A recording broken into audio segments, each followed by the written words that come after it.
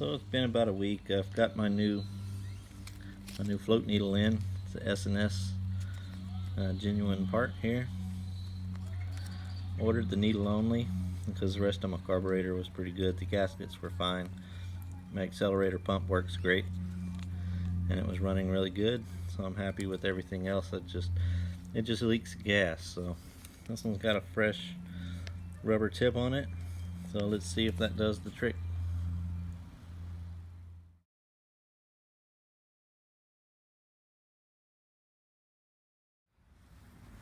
Same routine as last time.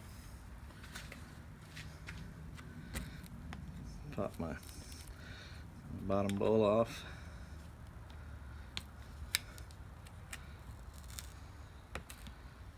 Remember this long screw in the accelerator pump this time.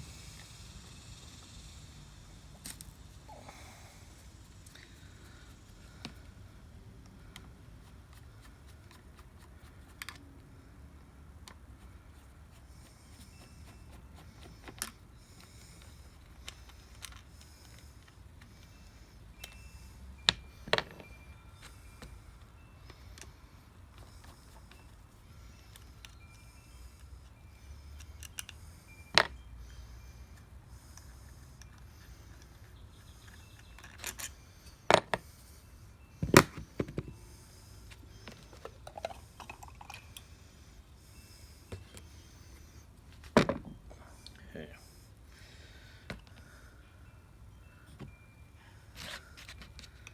Once again, pop the retaining screw out.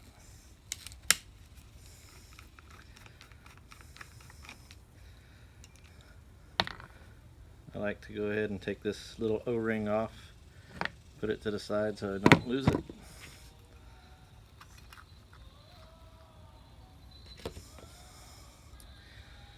And my pin so I don't lose it. A float needle.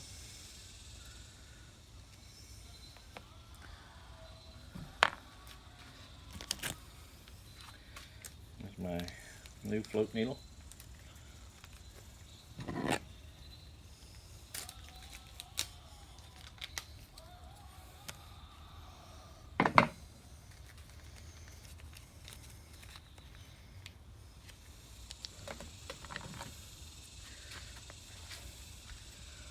Not sure if you can see this old float needle, the tip of it here, if the camera will focus. I'm not sure if it'll focus on that or not, so that you could see the well, it's not really going to show you, but I can see some grooves in the rubber tip. They're very slight, and I thought that wouldn't make a difference last time, but it must have been. And the rubber felt pretty good last time, but now that I feel them both side by side, the new one is quite a bit more rubbery than the old one. So everything still looks pretty good. And here I had cleaned it out with compressed air last time and only turned it on for a second. So we're just gonna put the needle in. This needle has a little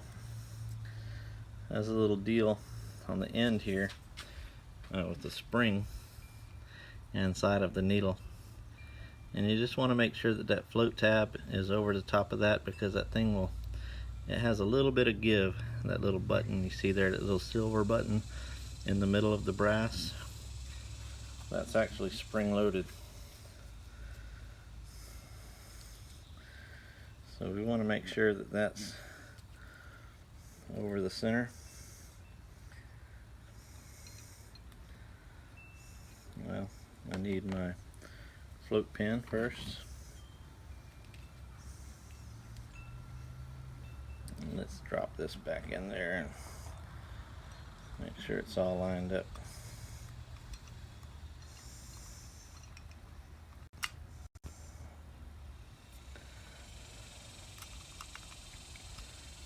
Okay, well, that's down in its home where it should be, and my my tang on the end of my float is right over that little button. I don't think it could get off, but just double check that. And then I'm just going to put the retaining screw back in.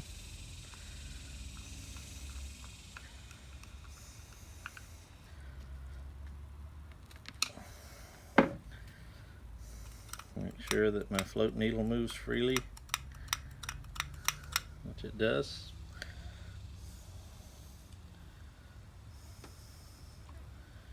Don't forget my rubber O-ring. That goes there.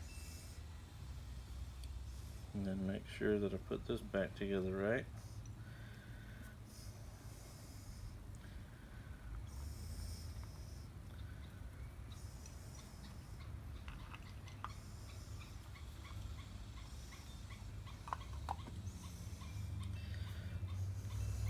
It's back on there.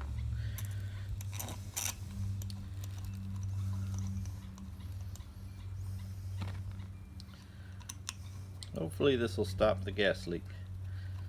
If not, then it's possible my float seat could have a little burr on it. It didn't appear to, and I didn't remove it fully to check. But I'm just feeling lucky. Feeling pretty lucky. Let's see if this does the trick. Because like I say, it's been running well for a long time.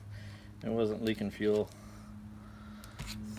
since I've had this motorcycle for about the last year, and it just started all of a sudden. So chances of me having a burr or something on the seat is highly unlikely.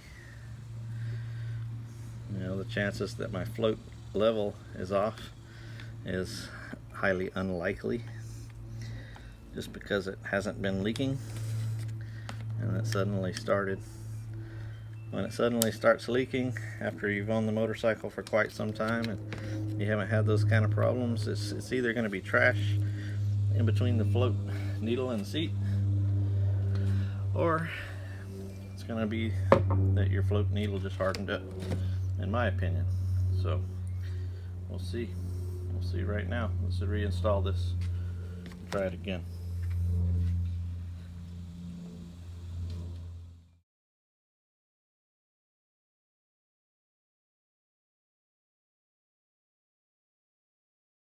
Alright, it's all installed. I even remembered to hook up the gas line this time. So, it's a moment of truth. The overflow is right here in the front of the carburetor bowl, so let's see if it leaks gas. Fingers crossed. The gas is on. Give it just a second for the float bowl to fill up.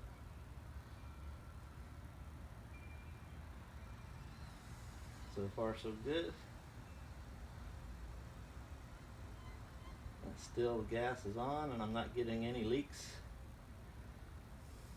So I think that's success. So let's try to fire her up, see what happens.